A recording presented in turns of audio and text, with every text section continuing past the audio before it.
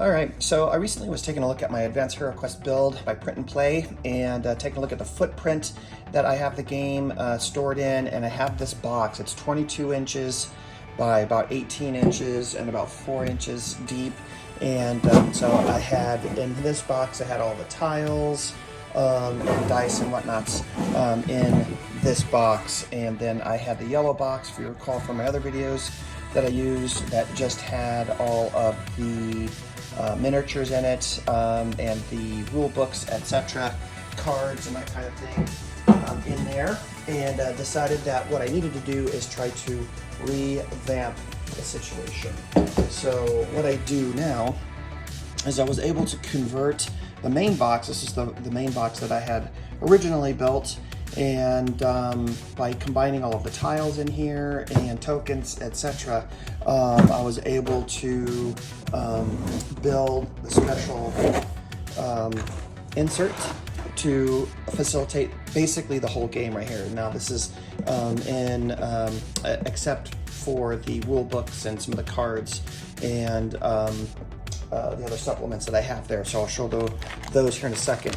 I've had an epiphany also on doors and on furniture pieces, etc., for the game, so I've kind of altered the game a little bit as I've been playing it over the last year, and so I really just love these 2D doors that I found. And so what's cool about these is they just fit on there, like so, and then that's your door. And then when it's open, you can just flip it over. And with the amount of doors that I'm dealing with and running a larger dungeon that Advanced Heroquest can get built to, these doors were way more mechanically sound than the 3D ones that I had made, if you are familiar with the previous reveal on my build. But here we have, I built fresh trays for all of the miniatures, the paper miniatures right in here. And these all come out of here like so. And so I have 4 of the big ones, 3 of the small ones, and these hold roughly 400 paper miniatures in here, you guys. So it's quite the build. So feeling much better about the way the storage is working now. And then I have, of course, the doors that I showed you, miscellaneous tokens, stairways, trap doors, etc. Damage tokens are here, and then also rethought the furniture pieces. So now I'm going with just strictly 2D furniture pieces, bookcases and tables and chairs. Again, with the amount of, or the size of the dungeons, this is making playability much more easy. Things getting out on the table, and man, I think it just looks fantastic getting those out there. So I'm really liking the switch to sort of 2D. All of the tokens are in here, and this is for my solo mode that I created now. And of course, when playing multiplayer, the GM gets to draw tokens periodically. So there's that. Smaller room tokens. Here's all the corridors and the end pieces, dead ends right in there. And then other miscellaneous tokens, and then the rest of the tiles. All of the large tiles are in here, and all the special tiles, etc. And so that is what is now currently making up for the main big box. And then the other thing that I did recently is took a look at some boxes that I had hanging out. So this was actually a box that was an expansion box for Post-Human Saga. And so what I did is I spray painted the lid and printed out a nice graphic and posted that. So, and just spray paint, you guys, and it worked out really well. And then here I have just added some henchman cards. Found these on the Old Inn website.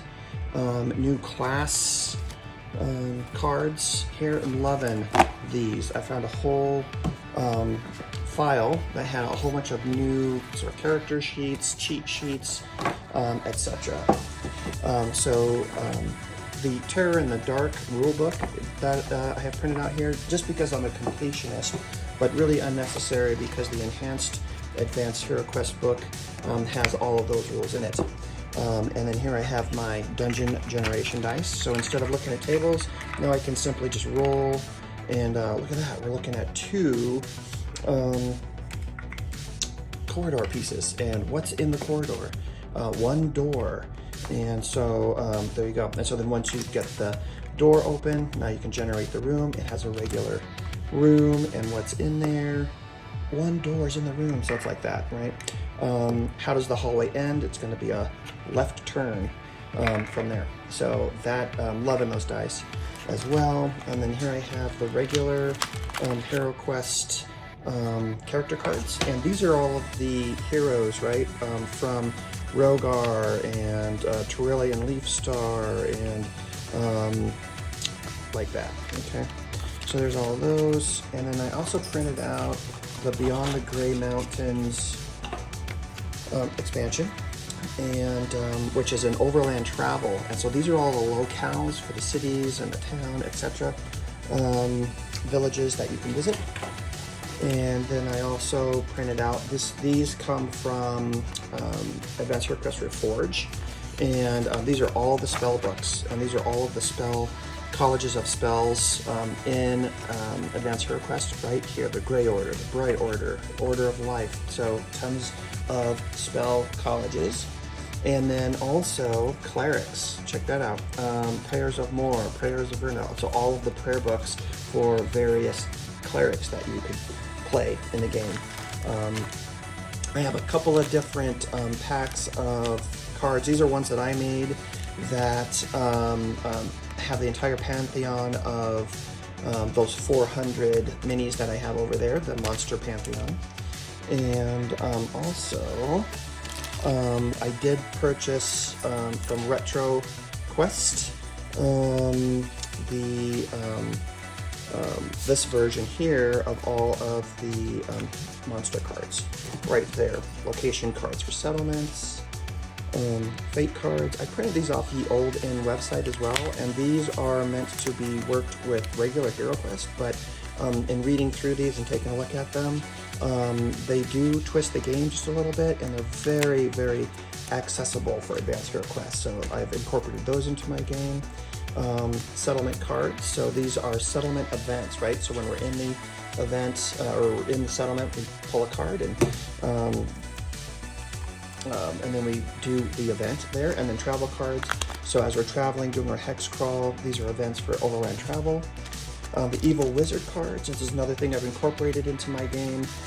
Again, this is a Heroquest thing, but they work really well for Advanced Heroquest and in my token system for how I play with the solo mode. And then Warhammer Quest event deck here. I just love these things. They add so much flavor, and again, they work really well for Advanced Heroquest, so I incorporated those.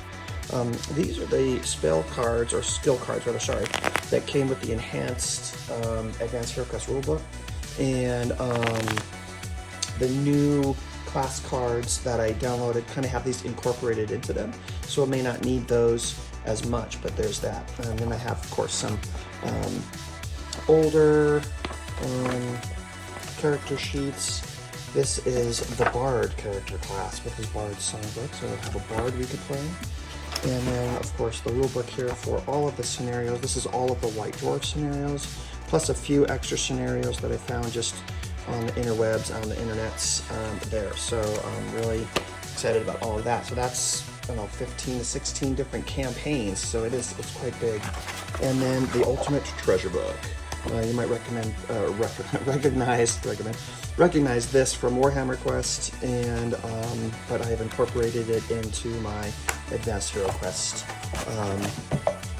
game as well. So there is that. So that is my collection right now, and I'm sure I'll probably continue to tweak it, but just really excited about how this box turned out and the new way that I'm organizing the game. So it should be easier to get to the table and to get things going. Let me know what you think.